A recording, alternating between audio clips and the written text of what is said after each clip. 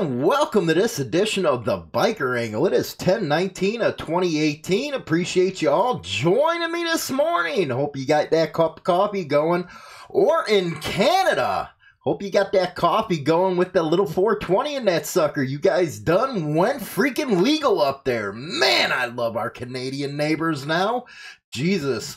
Only if the United States would follow, I'd be a happy guy. It would truly be the home of the free right there, man, if we ever went 420.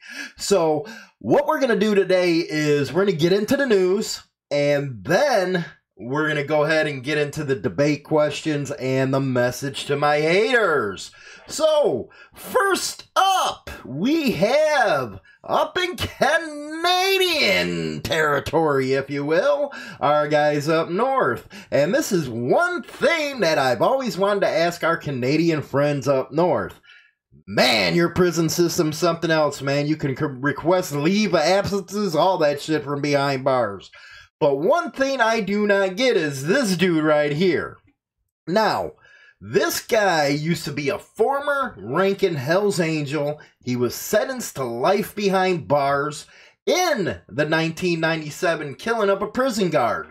And boy, do I remember that story, man. It was like yesterday. That's when a lot of shit in the 90s were all messed up. And that's when Mom up there, as they called him, was running the show. His name is Stefan God Ace. Really fucking good nickname there, buddy. Gang Knee. Again, he was a former high-ranking Hells Angels. The Parole Board of Canada authorized Gangy's release, his first outing, at the end of a hearing that lasted just under 2 hours Wednesday morning. Stefan, 48, a former hitman whose testimony helped convict the longtime head of the Quebec Hells Angels, Maurice Boucher, in 2002, simply nodded when board commissioners told him his request for an escorted temporary absence was approved. Now, you can request absences up there, man? Holy shit, talking about a system for the joint, man. I know a lot of people down here that would love to have that kind of freaking system. As he was walking out, he said mercy. I wonder if he offered mercy to those that he ratted on. You gotta think about that. He got some kind of freaking vision or something. And as we go through the story, you'll see Stefan, he actually became a monk or some shit. Anyway, Stefan pleaded guilty to first-degree murder in December of 1997 for the killing of Diane Levine as she drove home from her shift at Montreal's Bordeaux jail. I think I probably messed that one up because I know a lot of the stuff up there is French. And so sorry, me no French. Anyway, he was also involved in the murder months later of another prison guard, Pierre Rondeau, and the attempted murder of a third guard, Robert Corvilla. Now, usually down in the United States, you get the death penalty for some shit like that. You wouldn't get on release or a request to release.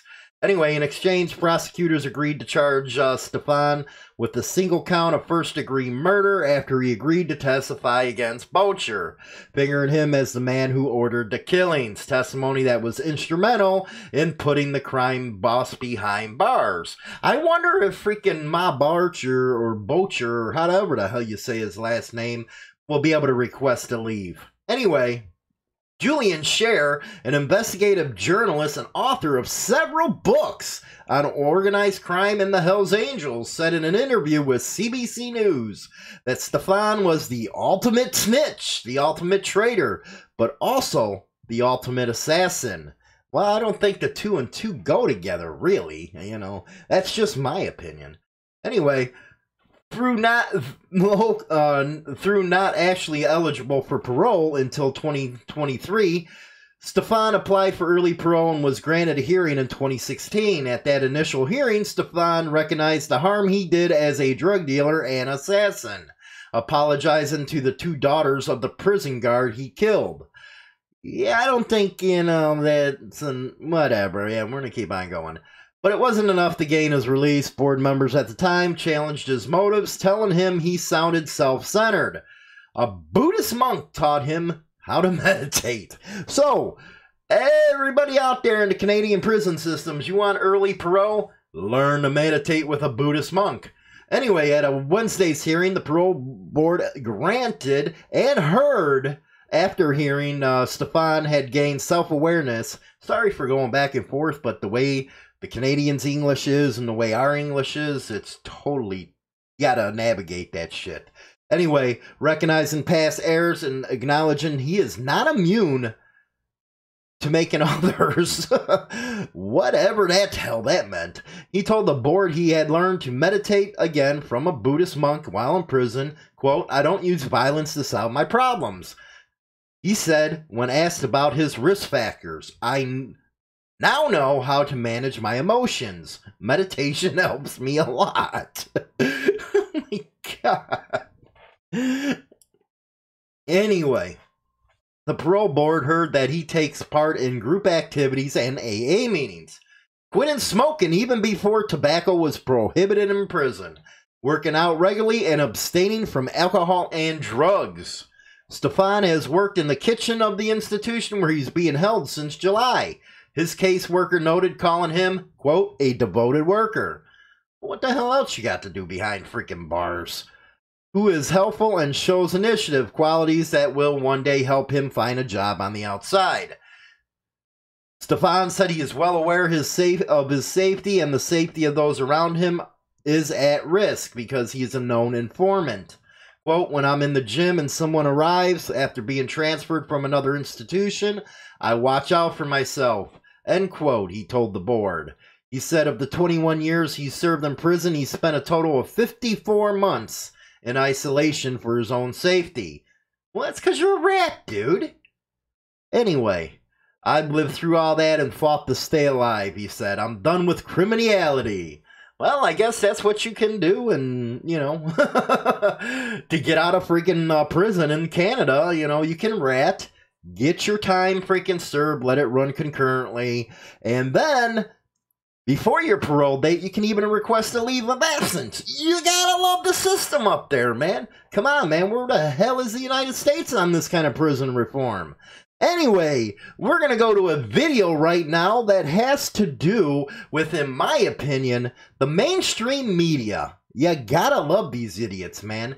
They fucking got this guy, you know, for murder from the 80s, and, you know, he's a scumbag that murdered fucking his wife and stepdaughter and shit like that. And it goes on and on about this cold case, but, you know, had to throw it right there in the middle that he was a member of the Outlaws motorcycle gang. Really? You don't even know that for sure after how long he's been in there. And as far as I know, a lot of clubs don't back a guy who kills his freaking wife and his stepdaughter, because usually women are hands off in this lifestyle. But let's go to the video, check it out, and let me know what your thoughts are below in the comment section. And before we go, don't forget to hit that subscribe button.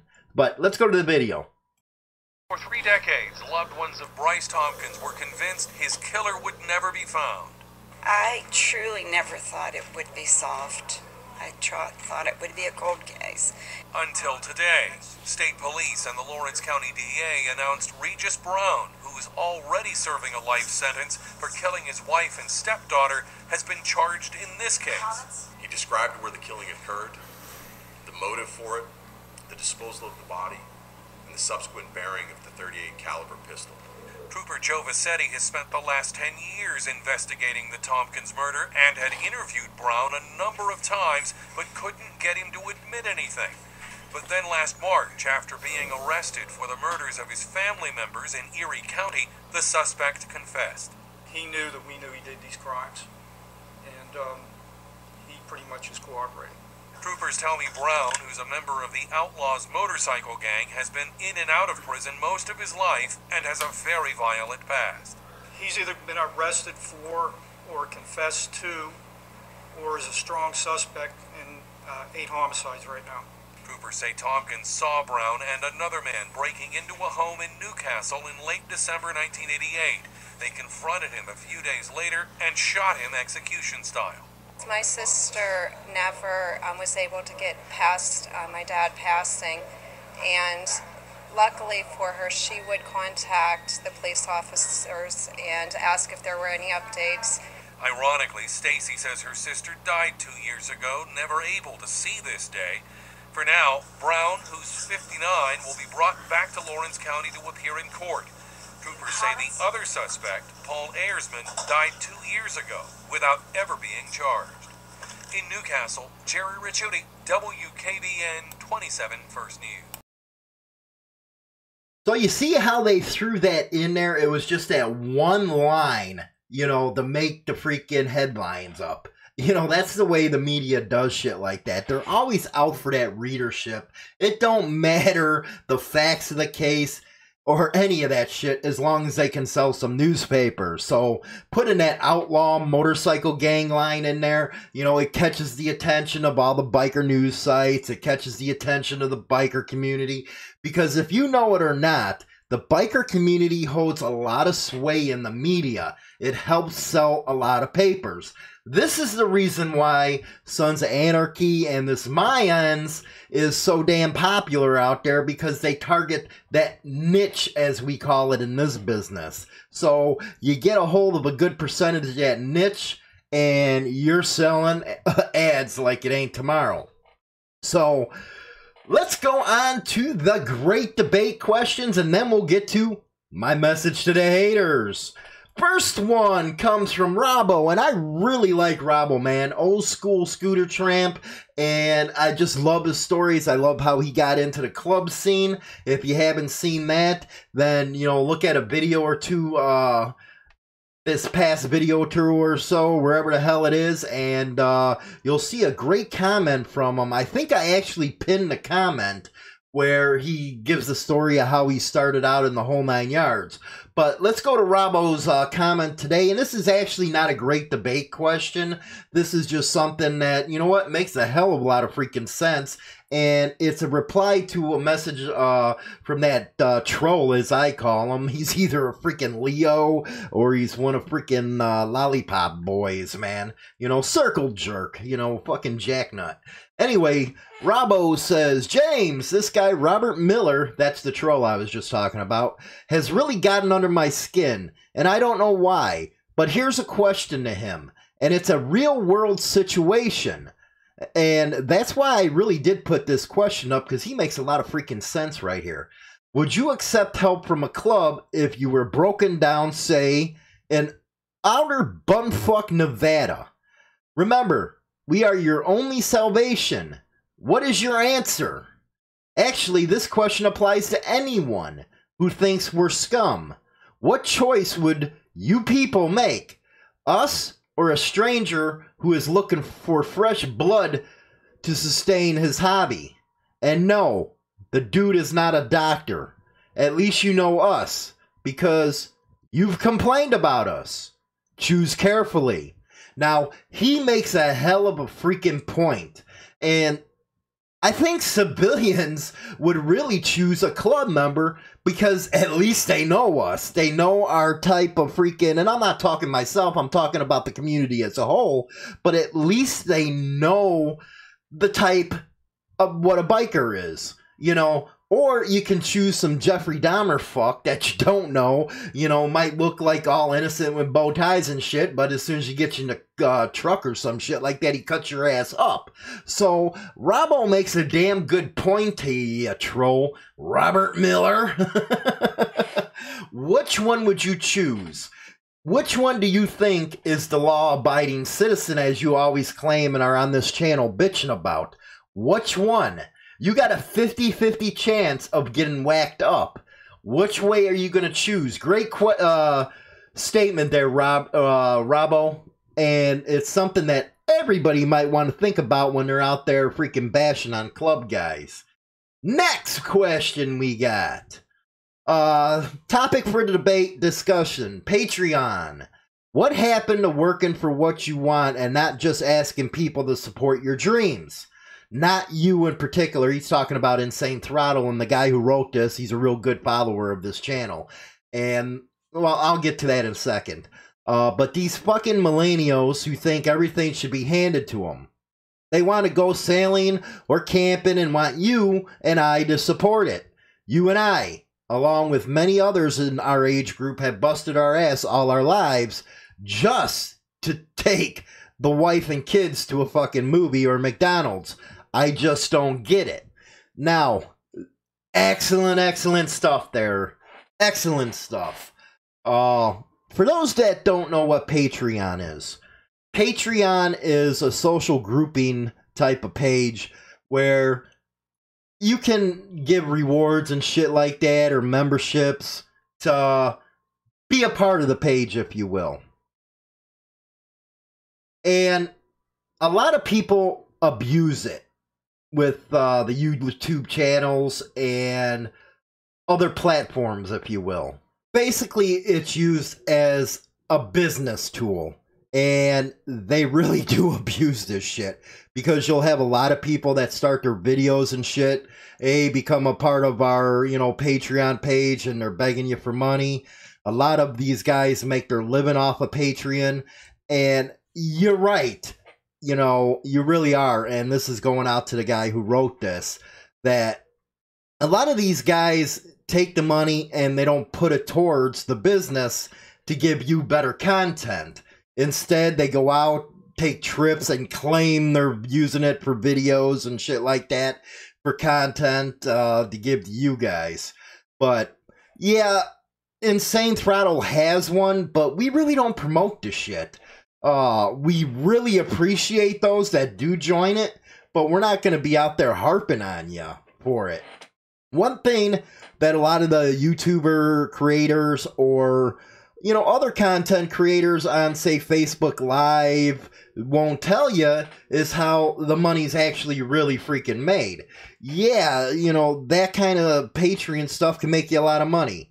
Well, for example, that freaking freak over at Law Abiding Biker, Ryan Erlacher. Boy, that dude pushes Patreon like it ain't, it's going out of style, man. Let me tell you, that dude is all over the Patreon. He makes people pay for content. You got to become a part of the Patreon thing to hear special content and shit like that. That's not Insane Throttle. One of my biggest things with Insane Throttle was it's always going to remain free, no matter what. I didn't want to have to charge for any kind of podcasting. I didn't want to put any firewalls up for, say, premium content. That shit ain't just, no. The way Insane Throttle makes its money, and, me in return, because this is my full-time gig, is, for example, YouTube ads. When you click on one of our videos, you watch it, there will be a pre-roll ad. Hey, walk away, go take a piss, go get a cup of coffee, let the ad play all the way through. Insane Throttle gets money that way. And, we appreciate you guys watching the ads, because I think they're boring as shit. But they help us stay in business, play for platforms and shit like that for our other things.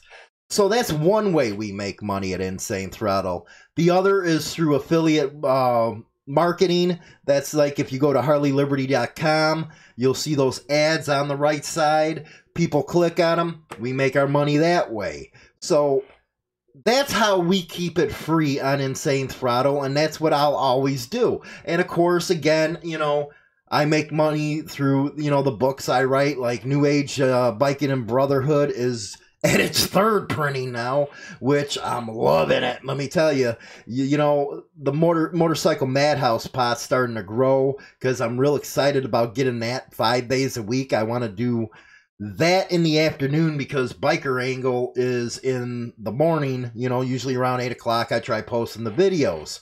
So Motorcycle Madhouse would be in the afternoons for an hour. But that's how I make my money. Do I get off on Patreon?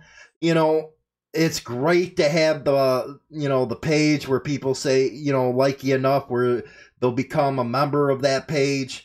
But, to go out there and force it on people, that's something I just don't believe in, and I never will. Because if you got to get out there and beg for money, you're not really into your craft. And that's what I really call this, is a craft, because you're out there busting ass every day looking for content. Is it cheap to do this kind of shit? No, it ain't. Withstanding, put aside the time that goes into doing this, you know, because, like, to me, it's a job. But the fees that come along, you know, some of the fees that we pay at Insane Throttle Biker News, shit, has to run anywhere between $800 to $1,300 a month. That's where, with all the hosting, the bandwidth we use with Motorcycle Madhouse, the production, you know, that kind of shit. So yeah, it's not cheap to bring the content. But again, still, I'll never go freaking where I gotta beg for money or I gotta charge people to get behind a firewall. That's just not me. You know, fuck that shit. You want that, go to Easy Riders or, you know, whatever. But that's not going to be an Insane Throttle. So thanks for that question. Really appreciate it. Next, our message to the haters, everybody's favorite segment where everybody's a friggin' retard who talks like this. So, first thing, let's see here. Death to the pagans. Really? And this ain't a message to me as a hater, but come on, guys. You guys are going to actually put that kind of shit on the YouTube channel? Really? That is the definition of a fucking keyboard warrior right there. Go say it to the pagan's face, or if you're out there saying death to the outlaws or death to the 81, go be a man and go tell them, man. Don't put it on my fucking channel. Don't be an asshole. Next, you're a nobody. Well, damn. Really? What an awful thing to say, as Doc Hollywood would say. What a fucking bad thing to say. Well, if I'm a nobody, then why the hell you watching my program? Go freaking unsubscribe and take your ass over in the corner, shoot you off a freaking load, and do something with your life that's productive. You might feel better, by the way. Next, Harry Miller, and this was off our Facebook page. Loud pipes do not save lives. Loud pipes piss people off. Those people's vote for anti-motorcycle laws. Though then those loud pipe bikers bitch about how they are against us. Well, there's you a true definition of a rub right there. Let me tell you. This, yeah, I know there's different segments in the biker community. There's the motorcyclists, then there's bikers, then there's clubbers and tramps, so on and so forth. But come on, really?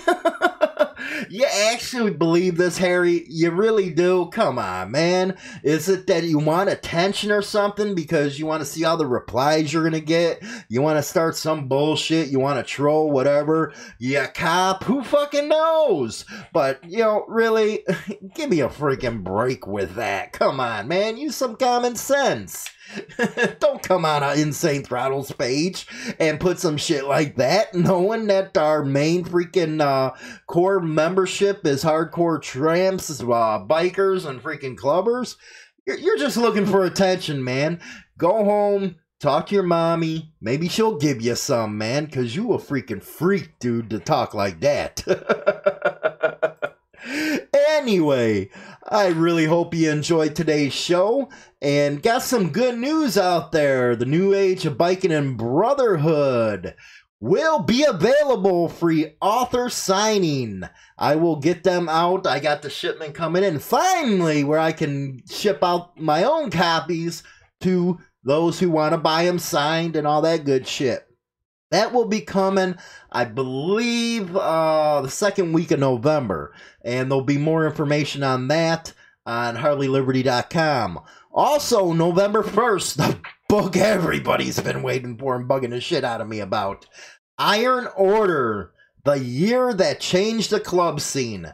I get into the nuts and bolts of the Iron Order, the way it's changed the motorcycle club scene, their practices, the whole 9 yards. You're going to see people who ratted on that club. You're going to see people who Others that aren't members of that club on affidavits, oh boy, you're going to see a shitstorm in this book. Let me tell you. So that comes out November 1st on Kindle. And I think 5 days later it comes out on paperback. And again, I'll have copies where I sign them, personalize them to you, and send them out. But with that, I really appreciate you guys joining me on today's show. Any suggestions for topics that you'd like to hear, send them in. Or if you got a question you feel like you want to debate me on, hit me up. I really appreciate it. And finally, we do have Jessie, everybody's favorite gal who came on, I think about a week ago with Motorcycle Madhouse.